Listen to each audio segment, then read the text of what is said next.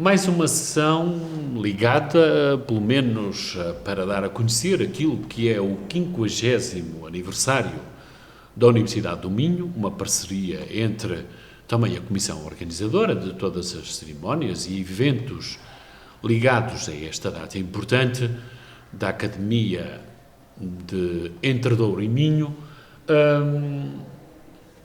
A Rádio Universitária também se associou a esta iniciativa e o programa Livros com Rumo, de que eu sou o autor, o principal responsável, com outras pessoas. De qualquer das maneiras, a ideia é passar, não a Estrada de Damasco, como dizia o outro, mas fazer o roteiro de todas as escolas e institutos de que a Universidade é, no seu conjunto, feita.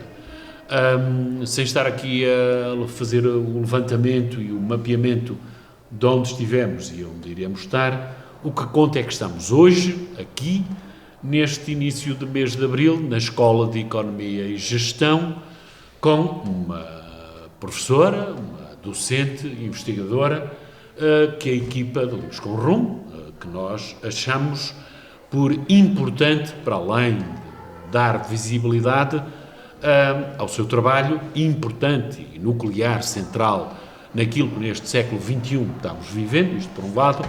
Por outro lado, também, uma das caras importantes que a própria escola tem. Uns mais mediáticos, mas essas questões não são para aqui chamadas. Outras, o que interessa é o trabalho silencioso, o trabalho de formiga também é e deve ser mostrado e visível. Anteriormente dissemos que é um tema fraturante, aqueles palavrões politicamente corretos que são ditos por aí para animar as hostes. De qualquer das formas, é um tema que, na atualidade, se mostra por todas as razões que iremos, ao longo da nossa conversa, falar sobre isso. Professora Lígia Pinto, primeiro, agradecer o ter aceitado o convite, é um gosto, acredite.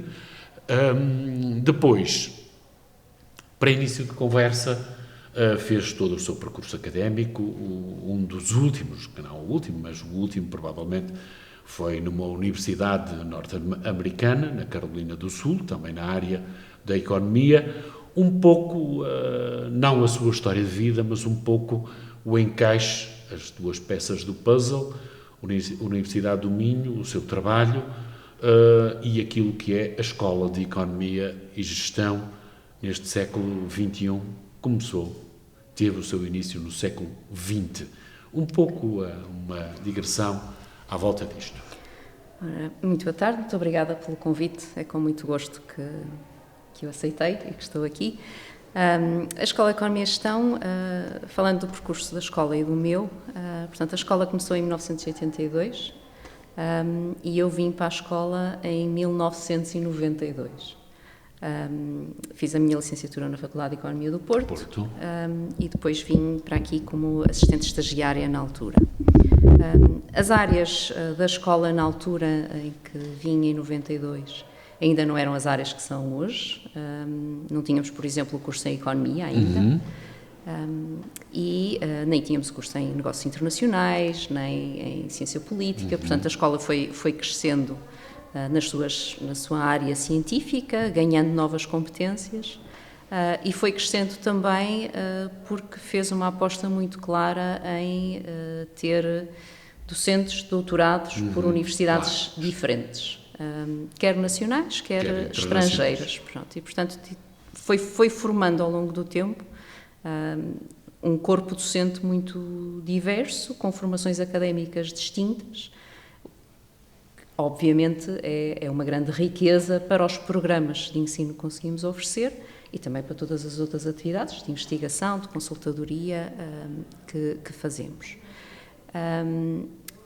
Quando eu vim para cá em 92, portanto, como eu dizia, não havia sequer o curso de Economia ainda. Portanto, as primeiras aulas que eu dei foi ao curso de Administração Pública.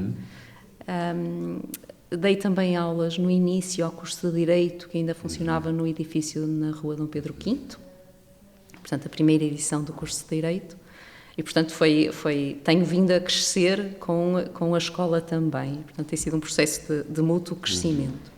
A escola tem, nos últimos anos, ganho novas competências também. Desenvolvemos a formação de executivos na minha exec, que era, podemos dizer, uma lacuna anterior, e fomos abraçando projetos, a escola foi abraçando projetos em áreas novas. A área da economia do ambiente é uma área relativamente nova.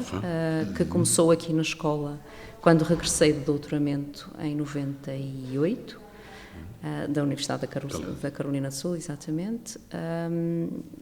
Começámos com outras áreas também, a área da economia social também foi uma área que abraçamos, entretanto, e pronto, e fomos diversificando a nossa oferta educativa e também a nossa oferta de investigação. Portanto, fomos também diversificando esses campos. O meu percurso pessoal, o que é que eu diria? Portanto, fiz a licenciatura em Economia na Faculdade de Economia do Porto. Passados 2 anos, e vim diretamente para aqui como assistente estagiária. Passado 2 anos fui para doutoramento, para a Carolina do Sul, onde fiz o doutoramento na área da microeconomia aplicada, e já fiz a tese de doutoramento na área da economia do ambiente, no caso foi alterações climáticas, com 2 metodologias diferentes, mas foi sobre o tema das alterações climáticas.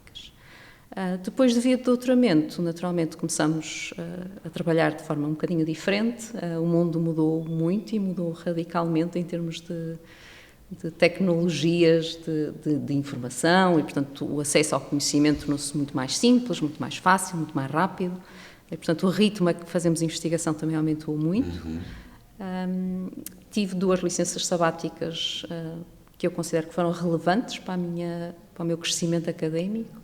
Portanto, fiz uma primeira na Universidade de Central Florida, em Orlando, e fiz uma segunda na Universidade da Califórnia, de Riverside, e eu considero que foram experiências muito, muito relevantes para a minha continuada formação em termos de investigação.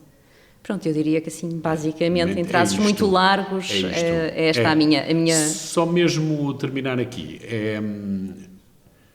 quem está de fora, ou por outro, mantém uma atenção relativamente razoável àquilo que é o panorama do ensino superior em Portugal, com a correspondente investigação, aquilo que as áreas, os vários departamentos, as várias componentes de todas as universidades possuem, todas as áreas, sociologia, direito, a economia, as engenharias, toda uma série de...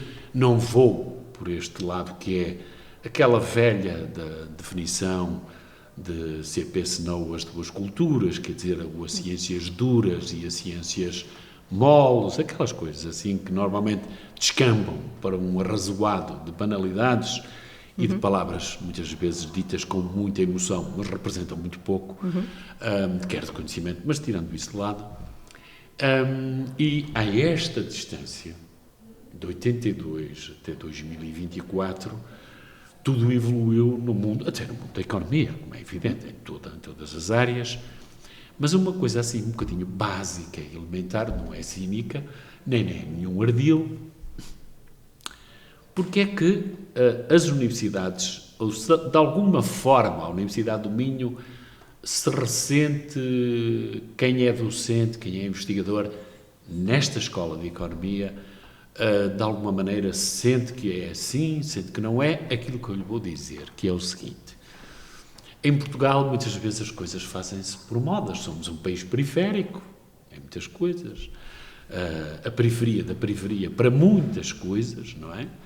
Só para dar os exemplos moralistas é que somos chamados logo para a boca da cena, mandriões, ociosos, aquela coisa, gastadores, portanto tudo isso que também tem muito a ver com a economia. De qualquer das formas, quem olha atentamente para a área da economia e para a gestão percebe que algumas escolas deste país, a dado passo, parece que tiveram uma epifania. A partir de agora, chama-se Nova Business School of Católica University, ou Porto Business School. Como é que estas coisas se refletem naquilo que é o vosso trabalho, o vosso reconhecimento, as avaliações? E a Universidade do Minho, há um bocado citou aí o nome Anglo, que a escola também tem, o Exchange, percebi que é algo assim à volta disto. como é que estes modismos servem para disfarçar ou servem para fazer muito ruído, como dizia Shakespeare, para nada. É só para fazer poeira. Digo eu que estou do lado de fora. Pronto.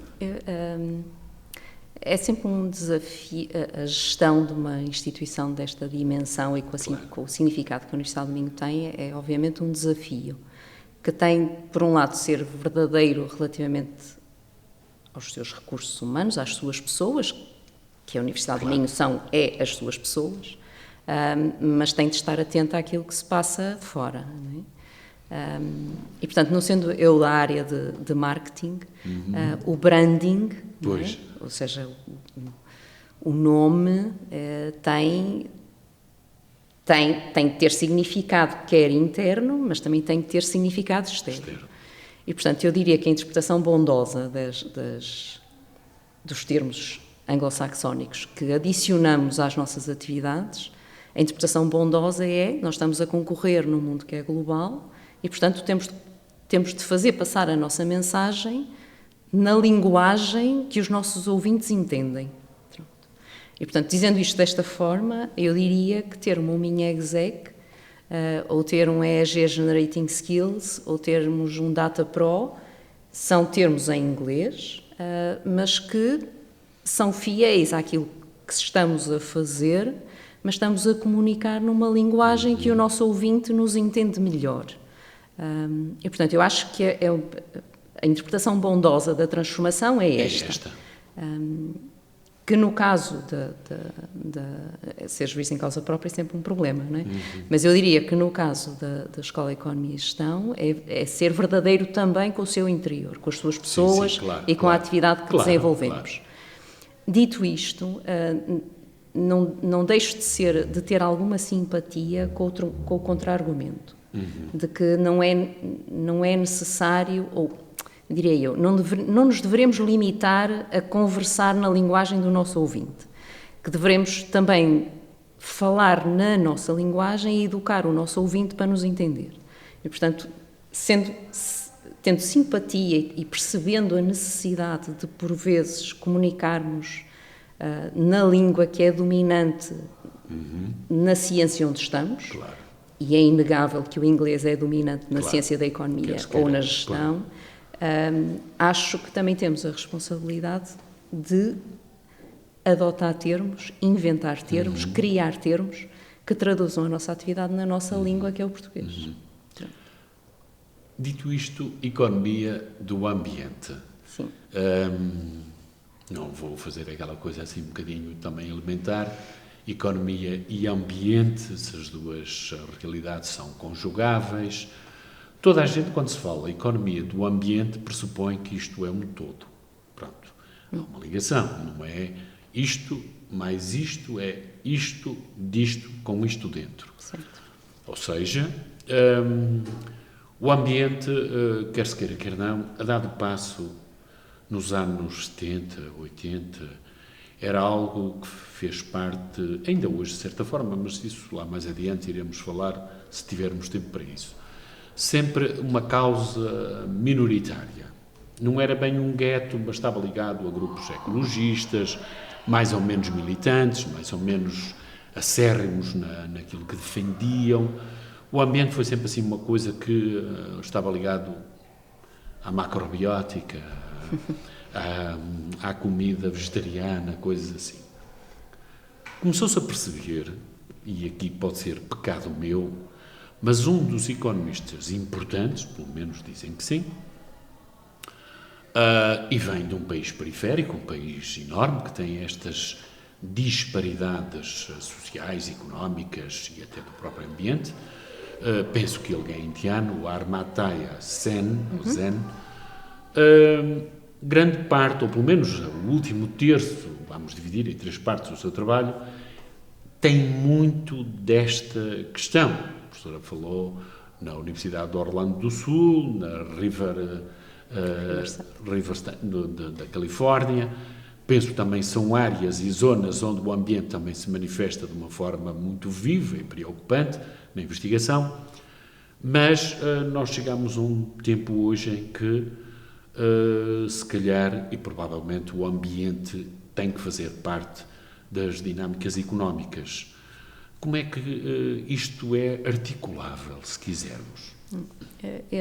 Portanto, andando um bocadinho para trás, de facto tem razão, na década de 60, 70, começaram a surgir os primeiros trabalhos que atestavam a preocupação com a limitação do recurso natural para o uso que o homem fazia desse recurso natural, petróleo, recursos minerais, o que for. E isso está mais ou menos ali na década de 70.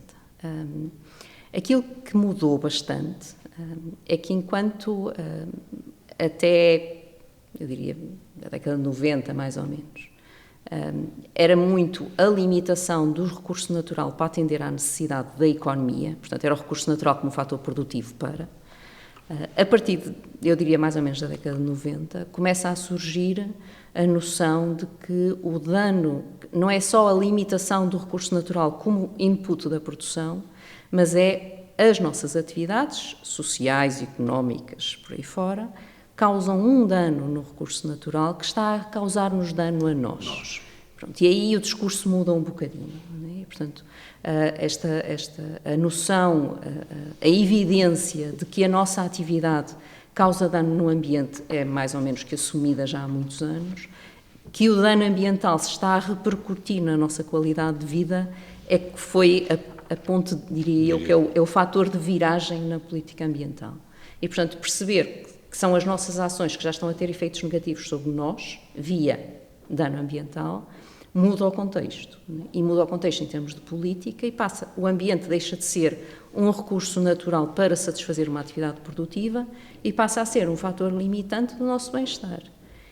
E aí o ambiente deixa de ser um fator à parte e passa a ser o fator central. Porque não só continua a ser fator produtivo mas passa a ser uma condicionante do bem-estar. E, portanto, a nossa qualidade de vida, a nossa saúde, há uma série de coisas que passam a ser uma consequência do estado do ambiente. E aí é uma mudança muito grande. Temos muitos economistas que muito cedo começaram a refletir sobre esta necessidade de mudar o paradigma da relação das atividades económicas, e eu digo sempre sociais também, com o fator ambiental. E aí é um novo modelo de passar a ser, portanto, a economia é uma ciência social, o nosso foco é o ser humano, não é o ambiente, é o ser humano, mas é o ser humano na medida em que se relaciona com e como é que o ambiente se relaciona com o ser humano. Quando isto passa a ser muito verdade, passa a ser uma verdade um bocadinho já universal, aí o debate, o tema muda e, portanto, aquilo que era um problema só de produção, de cadeia de produção, passa a ser um outro problema, quer para as economias dos países, quer para os agentes económicos, seja indivíduos, seja empresas, que passam a ter o ambiente como um fator necessário no seu caderno de encargos, se estivéssemos a falar a engenheiro. Falar a engenheiro, não é? Mas uma das coisas que se vê, ou que se nota, é que a professora, de certa forma, Lígia Pinto, de alguma forma, está a dar a possibilidade de eu interpretar a questão que colocou dessa maneira naquilo que é, se calhar um palavrão também, a dimensão holística, quer dizer, tudo faz parte do todo, aquelas definições assim, um bocadinho. No entanto, há aqui, penso eu, que não será propriamente a água e o azeite, mas a economia como estudo, como investigação, como pensamento. Não vou falar de hoje em dia, mas poderíamos falar assim um bocadinho, mas desde a sua origem, Adam Smith, David Ricardo e por aí fora, mas as coisas começam a acelerar em termos, vamos lá, ideológicos, ou se calhar uma ausência de ideologia ou de pensamento com uma dimensão, se calhar, alerta para a periferia do próprio, ou aquilo que está lateralmente ao pensamento económico, que é a natureza, os cidadãos, o bem-estar, tudo aquilo que, no fundo, é a vidinha de todos os dias. Porque depois vemos as várias escolas a esgadanharem-se umas com as outras.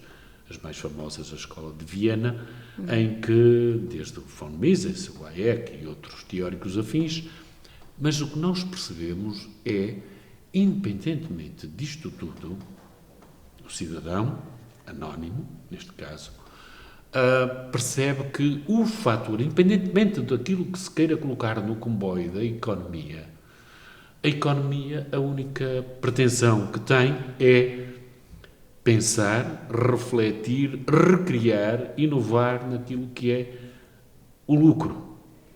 A produção das mais-valias que depois, ou da mais-valia que depois, porque nós vemos o quê? Regimes capitalistas, aquilo, pronto, simplificando o capitalismo puro e duro do mundo ocidental, mas nós vemos um país dito socialista, como a China, que tem um desbragar naquilo que é a relação e a interação homem-natureza e a exploração dos bens naturais, tudo isto. Como é que estas questões podem ser escutadas do outro lado? Na minha percepção, as coisas estão a mudar de forma significativa. Ou seja, é cada vez mais frequente as empresas terem a dimensão ambiental ou a dimensão social como um objetivo prioritário nas suas ações. Está lá no caderno de encargos, como está. disse. Pronto. E, portanto, sendo que o mundo, as economias, os agentes económicos avançam por duas forças, não é? Avançam pela força intrínseca deles próprios, não é? As suas motivações, e avançam também por condicionantes externas. As condicionantes de política estão a fazer o seu caminho, não é? Ou seja, obrigar as empresas a fazer um relatório que não é um relatório de atividades e financeiro, mas já é um relatório que inclui também a parte ambiental e a parte social, é externamente estarmos a condicionar a atividade das empresas. E é verdade que em muitos setores económicos já temos muitas empresas que dizem: não, eu não quero contratar este fornecedor porque ele não tem este reporte social e ambiental que me satisfaça e, portanto, eu vou ter dificuldade em vender o meu produto final se nele integrar componentes que não vêm certificadas desta maneira. E, portanto, o caminho está-se a fazer com alguma lentidão, mas está a fazer-se no que diz respeito às empresas. No que diz respeito aos indivíduos, nas suas decisões, vai-se fazendo. Por exemplo, nós temos os mercados, temos pessoas que compram, se formos ao supermercado, temos lá a prateleira do biológico, temos a secção do biológico, do saudável. Portanto, também nós, enquanto consumidores, agentes individuais, estamos a fazer alguma coisa a sinalizar que há mercado para produtos diferentes. E, portanto, temos, por exemplo, os mercados em segunda mão, que começam agora a ter uma outra dimensão que aqui há 10 anos não tinham. Portanto, eu acho que o caminho está-se a fazer. E sendo verdade que nós não queremos empresas financeiramente não saudáveis, porque obviamente queremos empresas financeiramente saudáveis, também queremos empresas ambientalmente e socialmente responsáveis. E eu julgo que o mundo empresarial está a fazer este caminho, se calhar não com a velocidade que nós gostaríamos que ele fizesse, mas está a fazer esse caminho. Acho que devemos, e aí enquanto docentes temos de fazer também esse caminho, que é quando ensinamos economia e quando ensinamos introdução à economia, devemos ensinar também esta parte. E devemos ensinar também a parte de que o indivíduo, agente económico, não é um agente isolado, egoísta, maximizador do seu bem-estar, mas que no seu bem-estar está também o bem-estar dos outros. Existe altruísmo, existe reciprocidade, existem normas sociais e que isso são condicionantes do comportamento. Portanto, eu diria que vamos fazendo o caminho enquanto agentes económicos, seja pessoas, seja empresas, vamos fazendo o caminho enquanto reguladores e, portanto, a política também está a fazer o seu caminho. Enquanto docentes, temos também de fazer o nosso caminho. Há uma limitação, nós não conseguimos ensinar as extensões sem ensinar o básico. E, portanto, quando ensinamos só um semestre de economia, vamos ensinar a primeira parte da economia, porque sem entender a primeira parte não podemos adicionar as camadas mais complexas das normas, da economia comportamental, tudo isso vem em cima um bocadinho do resto. Não é? E, portanto, aí temos um desafio, mas temos essa obrigação. Pois, mas uma das questões, claro que é essa obrigação, de quem é professor, investigador, reflete sobre esses temas, mas Quer dizer, continua assim um bocadinho no ABC das questões, que é um bocadinho esta. A economia essencialmente tenta, no meu entendimento, explicar, porque essencialmente é a criação de riqueza, a produção, os mecanismos que de maneira e modo articulados acabam por, não estamos a falar de finanças, nem de questões deste género, nem de outro tipo de realidades, mas a economia, no fundo, tenta perceber ou explicar de modo é que isto pode provocar o bem-estar, criar o bem-estar, a satisfação dos indivíduos, mas depois há aqui uma fissura, penso eu, que depois se vai, vamos lá refletir naquilo que lhe quero colocar para discussão, como é que esta realidade da criação de riqueza, o bem-estar à volta, se pode colar osmoticamente, vamos lá, bem com o meio ambiente. De maneira e modo que é que isto será uma lapa, uma excrescência desnecessária? Como é que poderá eventualmente ser interpretado? Deixe-me só adicionar, a economia não procura só explicar como é que se faz riqueza. A economia pode dizer-se que é a ciência dos incentivos, não é? E, portanto, nós não tentamos explicar como é que se faz riqueza, nós explicamos como é que, com incentivos económicos, se alteram comportamentos das gentes. Económicos, eu digo sempre / sociais, porque nós não somos só um ser económico, nós somos um ser social. Portanto, isso é a economia, que obviamente também vai estudar como é que se faz riqueza, porque se queremos estudar, enviesar o comportamento dos indivíduos ou orientar o comportamento dos indivíduos para gerar riqueza, naturalmente vamos estudar a riqueza. Depois a outra dificuldade é o que é que se entende por riqueza. Não é? Com que indicador é que se mede a riqueza? A riqueza pode-se medir com o indicador volume de produção, mas também se pode medir com outros indicadores. Pronto, e, portanto, aí também já há assim, uma série de dimensões menos branco e preto na economia. Como é que o ambiente entra aqui? Pronto, e isso vai especificamente àquilo que é o início da minha carreira de investigação, se quiser, ou pelo menos a parte que faço, onde é mais frequente eu me localizar. É usando a teoria económica, usando os modelos e as metodologias da economia, conseguir calcular o valor monetário, ou expressar, melhor dizendo, expressar o valor de danos ambientais ou de bens ambientais em unidades monetárias. Porquê? A necessidade de fazer isto vem exatamente de todas as outras dimensões que estão medidas em unidades monetárias, são custos de horas de trabalho, são custos de materiais, são coisas em euros, não é? Ou em unidades monetárias. Os impactos ambientais, por natureza, não estão medidos em unidades monetárias. Aquilo que em economia do ambiente se faz, ou em valoração económica ambiental se faz, é calcular, tendo como quadro teórico dominante a economia, metodologias de economia, calcular o valor, expressar o valor de bens ambientais em unidades monetárias, para depois fazer a conta de somar ou subtrair. É isso que faz a valoração económica ambiental. Vamos então a um caso concreto. Vamos lá. Que é estar assim a falar um bocadinho em abstrato, é interessante, mas vamos ao seu trabalho. E o primeiro caso, ou o caso que nos servirá de modelo para explanar as suas ideias, é a Praia da Amorosa. Como é que aquele sítio, aquele local, a intervenção que teve, a dado momento daquilo foi a explosão imobiliária, a ganância também, as construções e uma espécie de uma rapice que andava à volta de uma série de questões, subverteu aquele meio ambiente, pressupõe-se que não era para isso, era para ficar como estava. O que é facto é que foi feito, mas o que é facto também é que, em termos económicos, construíram-se prédios, casas, lojas, restaurantes, aquilo que era uma zona pescatória de 200 pessoas, imaginemos nós, provavelmente na época baixa, mas isso também não acontece, na época alta e na época baixa, inverno, terá sempre 2.000 indivíduos residentes.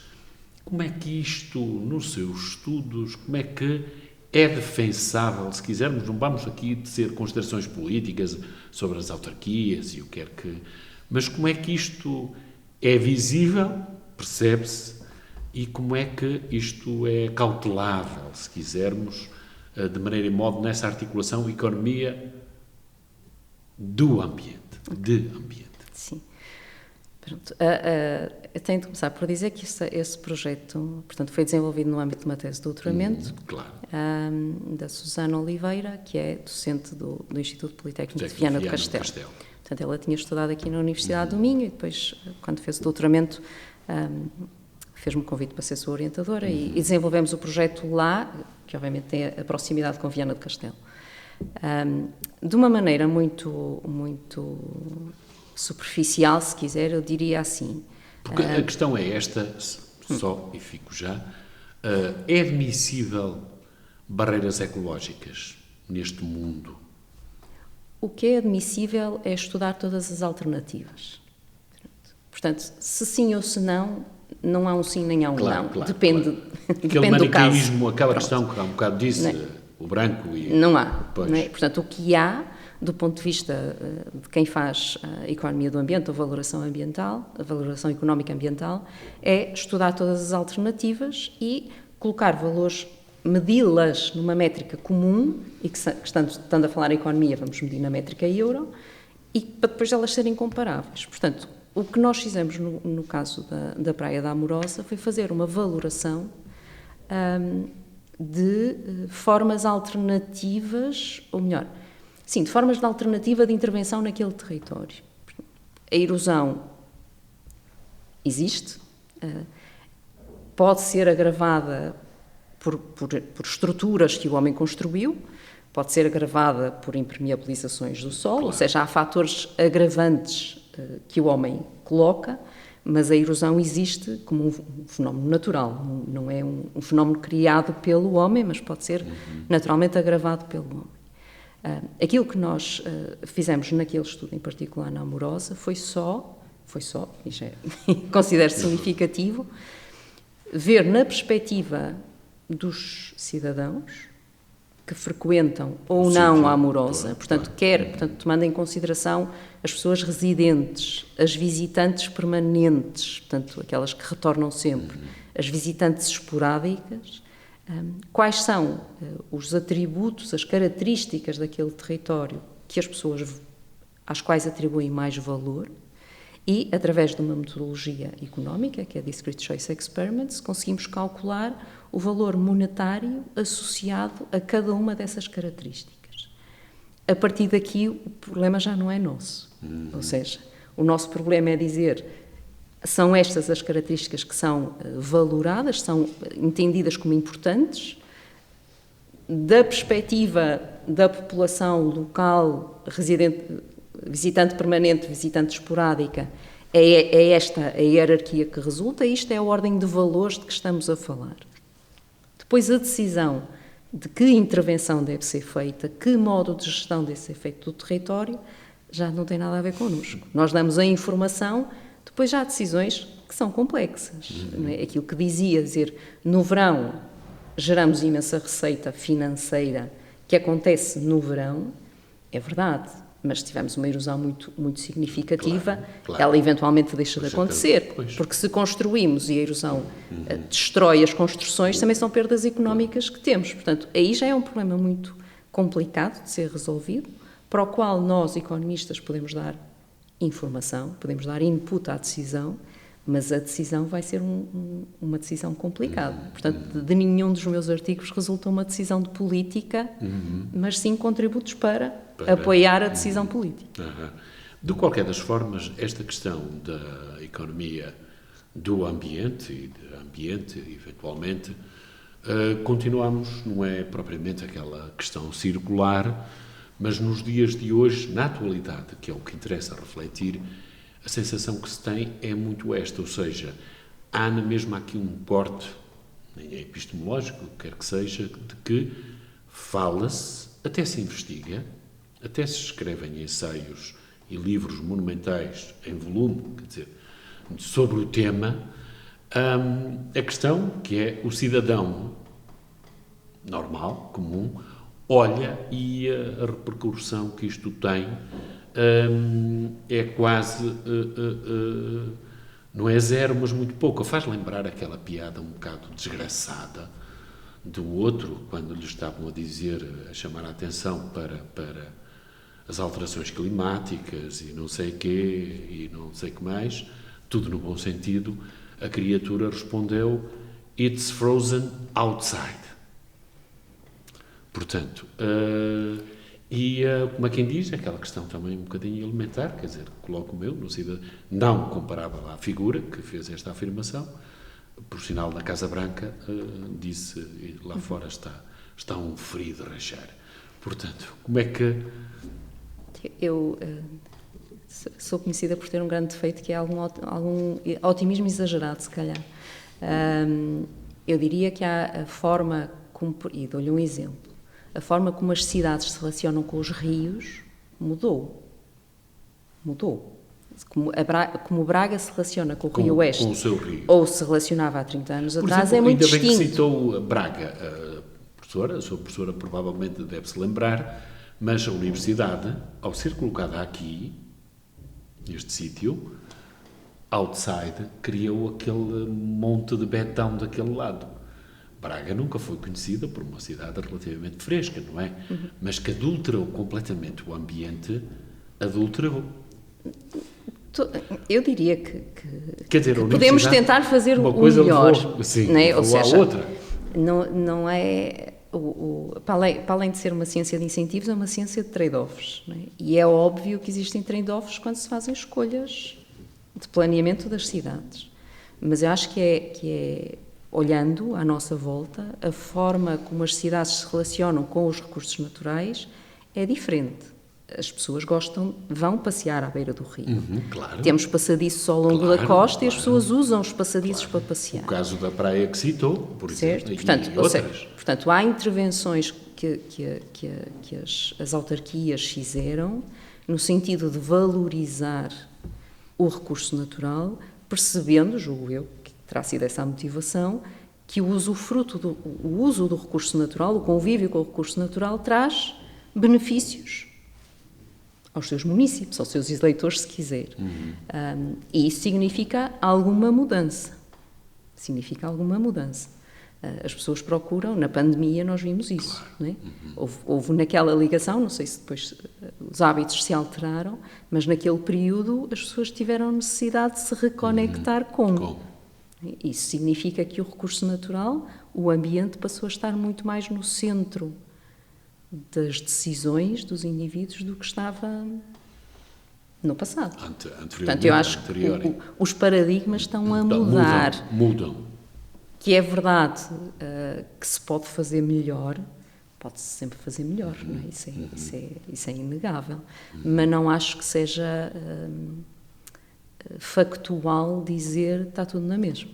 Acho que não é. Está a querer dizer-me que a economia de ambiente é, se quisermos, a racionalização ou a articulação entre recursos renováveis e recursos esgotáveis, ou como é que se poderá eventualmente olhar para a sensação daquilo, percebe-se, mas...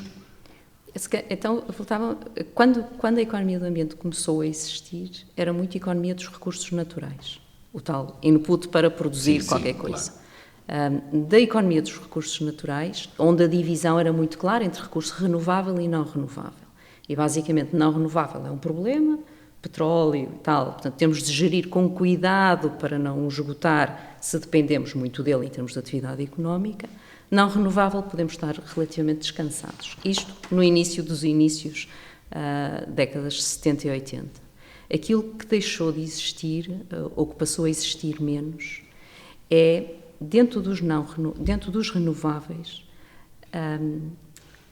muitos dos renováveis nós chamávamos bens públicos.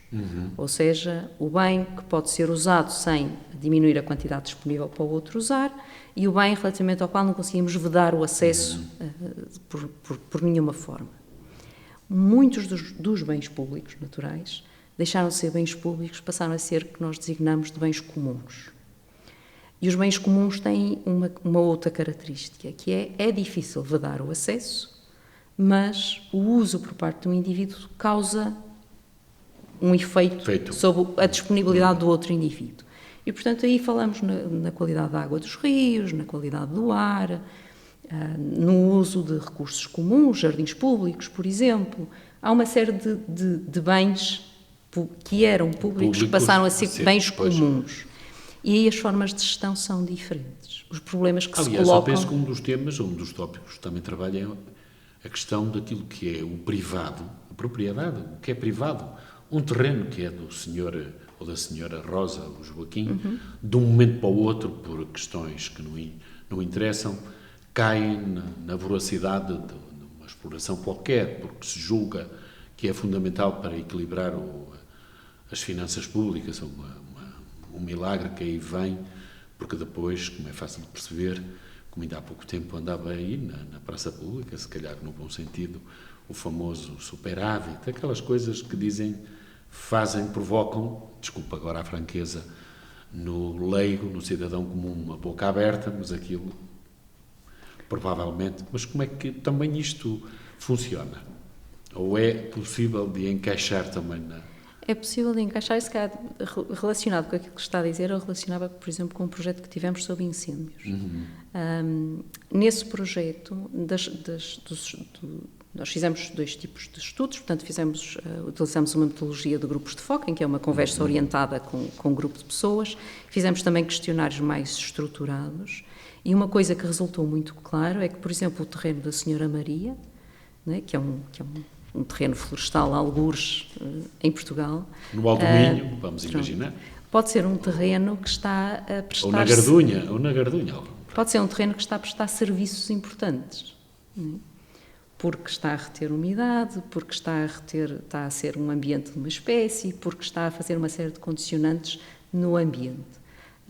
E isso é interessante estudar, os diversos tipos de propriedade, se quiser, e os serviços que essas propriedades, por vezes são florestas, que por vezes não têm as condições para serem usadas de forma economicamente rentável, porque são muito inclinadas, porque não têm acesso por N razões, pode ser verdade que essas propriedades estão a prestar serviços importantes a todos, não é?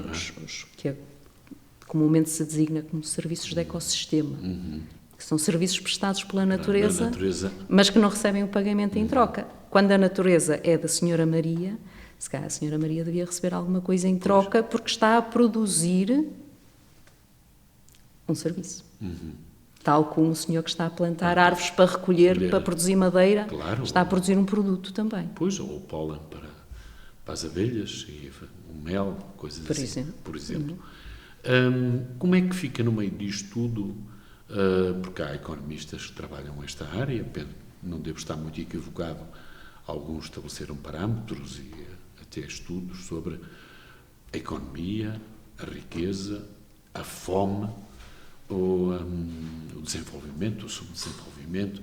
Citei-lhe aquele economista indiano, mas há outros que trabalham nestas áreas. Há estudos muito interessantes, normalmente em autores menos de universidades menos conceituadas, se calhar, portanto, mas alguns deles depois receberam os prémios Nobel, não é? Que estudam formas alternativas, porque a realidade os inspira a estudar também sistemas alternativos.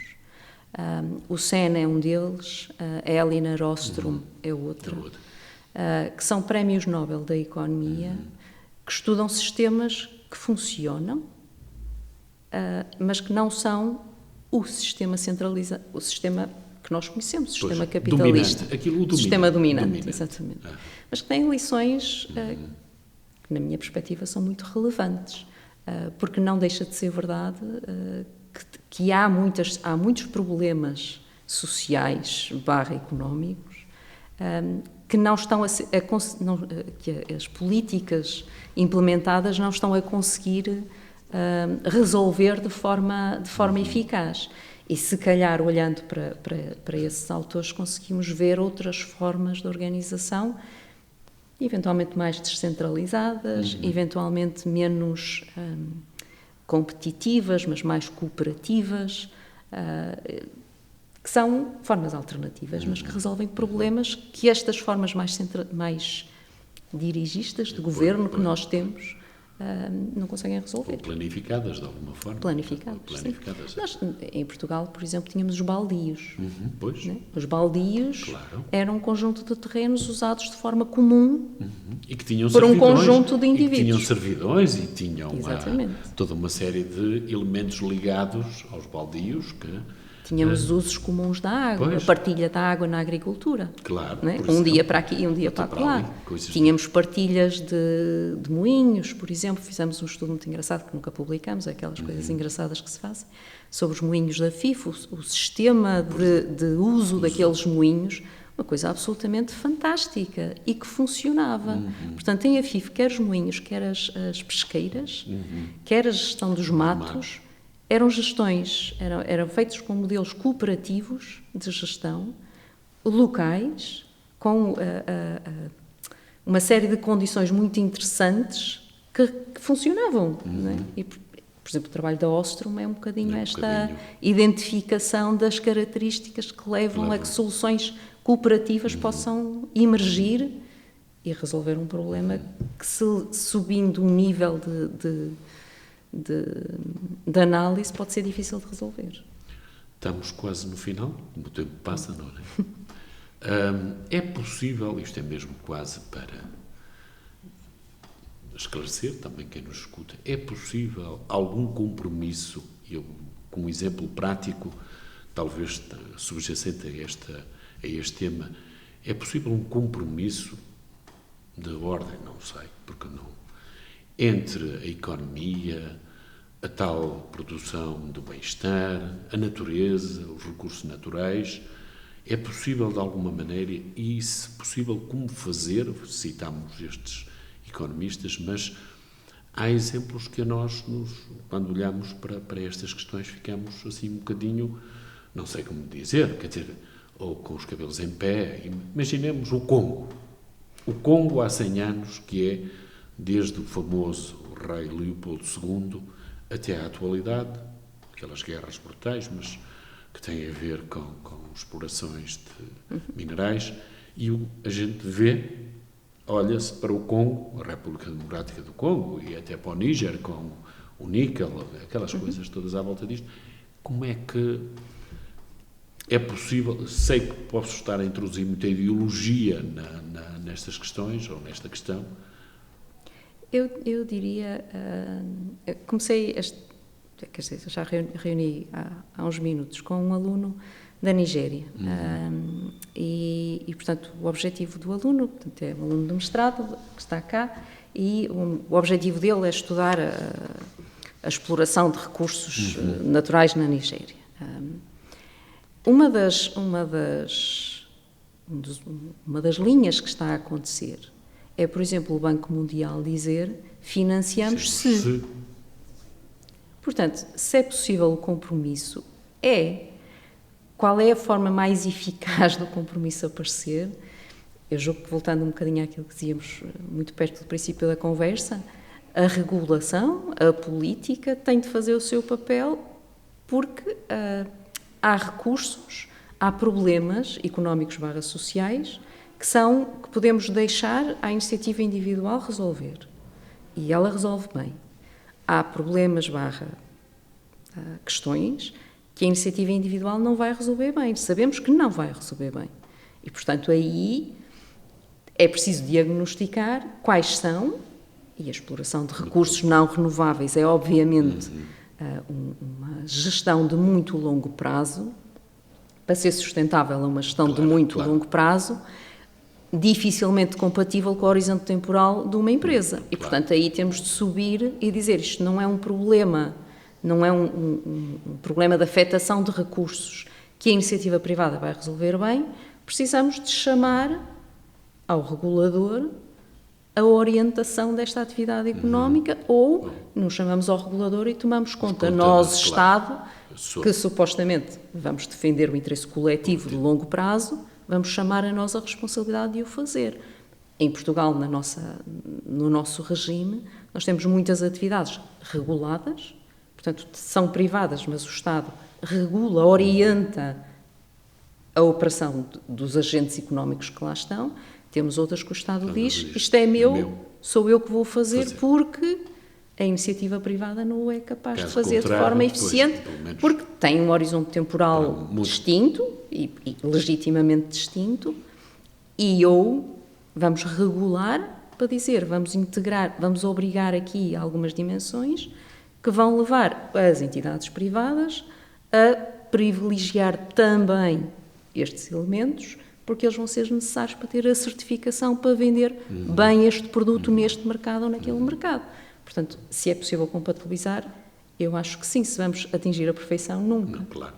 Pronto. Mesmo só para terminar, uma coisa que achei muito interessante, falámos anteriormente a esta conversa, assim, muito rapidamente, aquela questão do Douro, património imaterial, material da humanidade, é a enologia, o vinho, a produção do vinho e a mulher.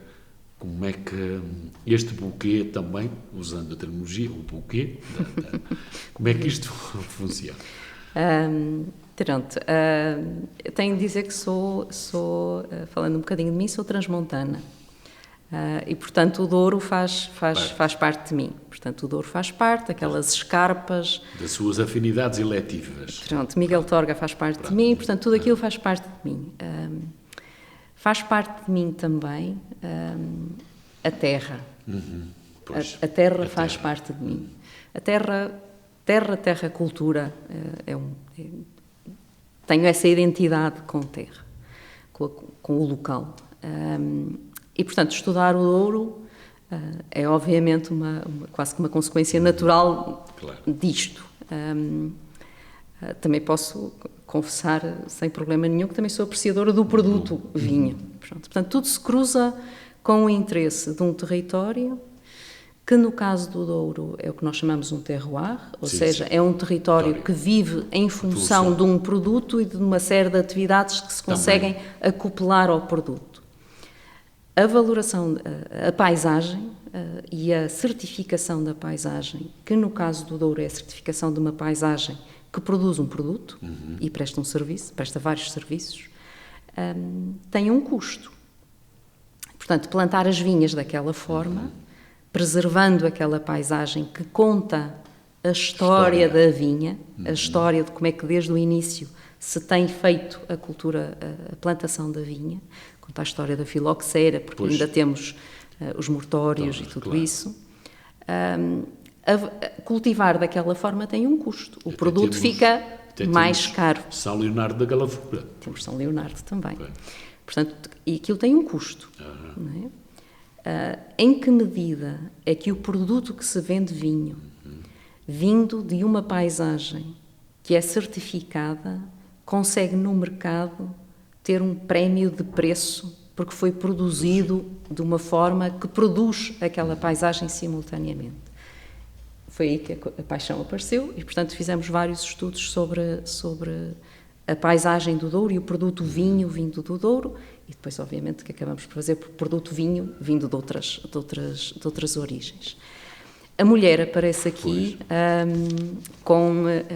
eu contava-lhe no início por acaso, não é? A mulher apareceu por acaso, ou seja, o género apareceu por acaso, o tratamento do género. E, portanto, eu não faço estudos de género como motivo para fazer, mas a variável género está lá sempre como uma condicionante que colocamos sempre, porque por vezes faz diferença. No caso do vinho de um dos estudos que fizemos, foi no âmbito também de uma tese de doutoramento da Carla Ferreira, fez diferença e, como eu lhe dizia no início, fez diferença quando cruzado com, eventualmente, um fator que conjuntamente com o género fazia diferença, era o nível de conhecimento e o nível de experiência. E, portanto, isso foi só para chamar, resultou assim, mas chama a atenção que, por vezes, o efeito de uma variável falando de Também, linguagem de claro, economia, não é? O efeito de uma variável pode não ser devido a essa variável, mas a uma outra que através dela está a manifestar o seu efeito. No caso do vinho, a nossa suspeita, que é para futura investigação, é de que eventualmente a variável género estará cruzada com as mulheres culturalmente em Portugal começaram mais tarde a experimentar diversos vinhos e, portanto, têm um menor grau de conhecimento sobre os vinhos de uma maneira geral, que não quer dizer que não haja mulheres que têm excelente conhecimento sobre vinhos. E, portanto, isso aparece depois, eventualmente, confundido com o efeito de género.